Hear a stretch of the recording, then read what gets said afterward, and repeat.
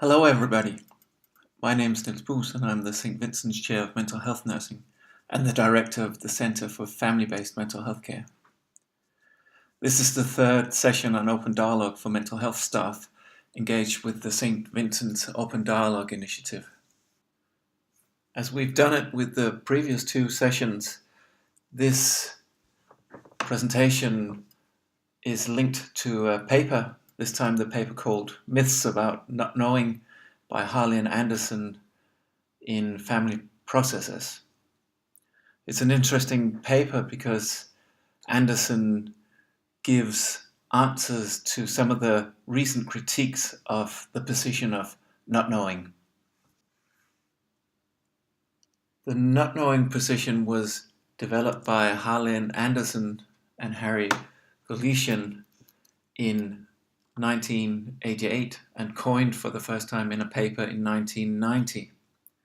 It should be mentioned that the concept was not developed as part of Jaakko Saikkula's open dialogue in Western Lapland, but it's very, very strongly linked to the open dialogue concepts through the enormous emphasis on the client being the expert on his or her own situation, and therefore that the clinician must be humble about what he or she knows and be open to genuinely listen to the client. Harley and Anderson's first major theoretical influence was hermeneutics, the theory and methods about interpretation. I want to just highlight a couple of theoretical points here before we move on. First of all, according to hermeneutic thinking, we always understand our world on the basis of preconceptions. And having preconceptions should, in this context, not be understood as something bad, but rather as something given. We use our pre-understanding as a way of understanding the world around us. And in that sense, we're always projecting our preconceptions into the things we're trying to understand. When it comes to openness, openness appears when our preconceptions are challenged and we somehow become aware that we have preconceptions and what they might be, and that's where the opportunity for new understanding arises. Genuine dialogue presupposes openness. Openness for the other person's understanding, perspectives, information, and so on. It's about empathically relating to the other person and trying to understand what the other person brings to the conversation. It's fundamental for dialogue that there's no strategic control over the situation. We can all relate to meetings we've been at where there might have been a hidden agenda, something that was never said, but which had an influence on the decisions being taken after the meeting. Or we know it from situations where a decision is forced through because of lack of time or something similar. In these situations, there's obviously not a dialogue. Openness demands that you're willing to risk your preconceptions, to think that the other person might be right. And that doesn't mean that you simply accept everything the other person says.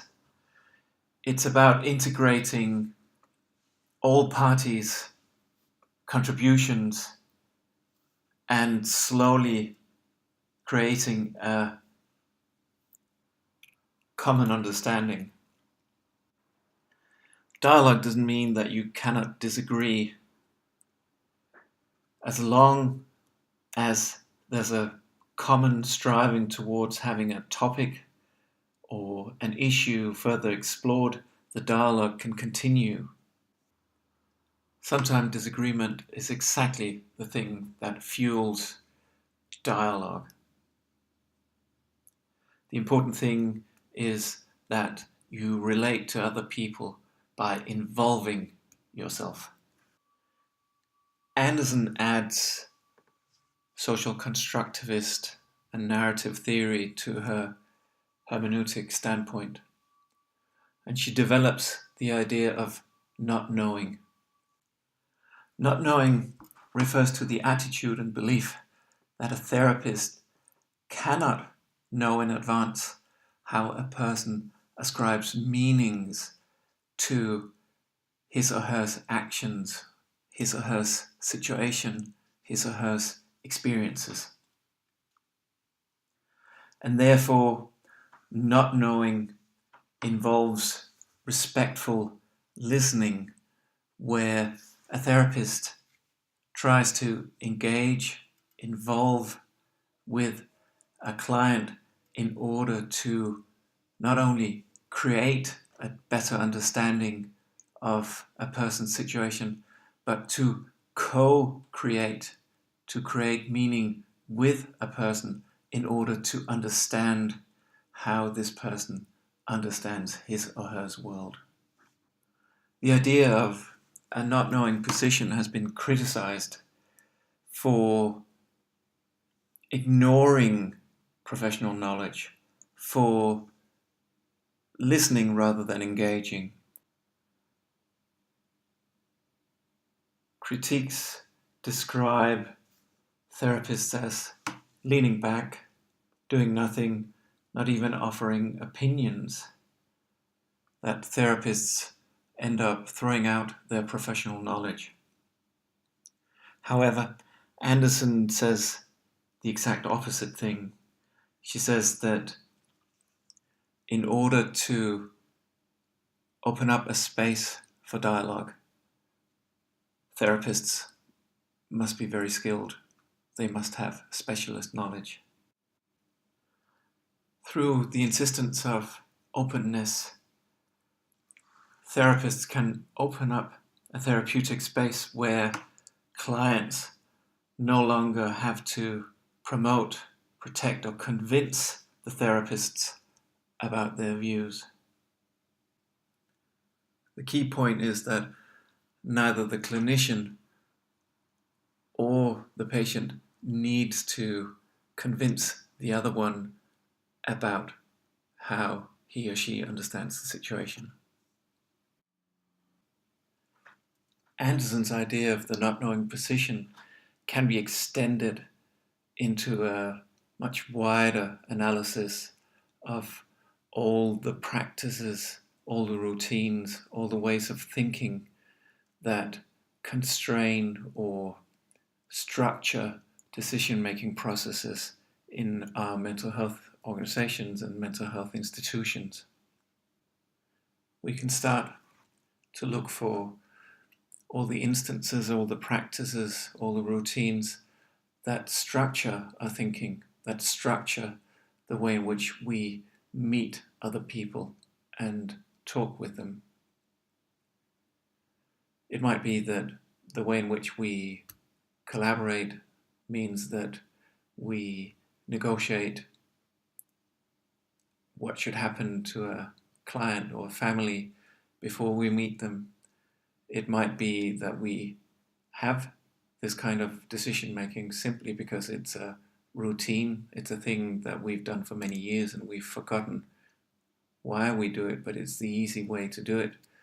And we do not realize anymore that the decision making actually inhibits, it alienates, it pushes people away from us to the extent that we're not very useful for them anymore. We might also consider how our knowledge, professional knowledge, how our experience of working in the field, how it makes us see things again and again and respond to the things we see in a similar pattern. The idea is that the organizational structures and routines are ways that constrain our openness. How can we start to think about or manage our personal or our institutional need for strategic control? That's really what Anderson asks us.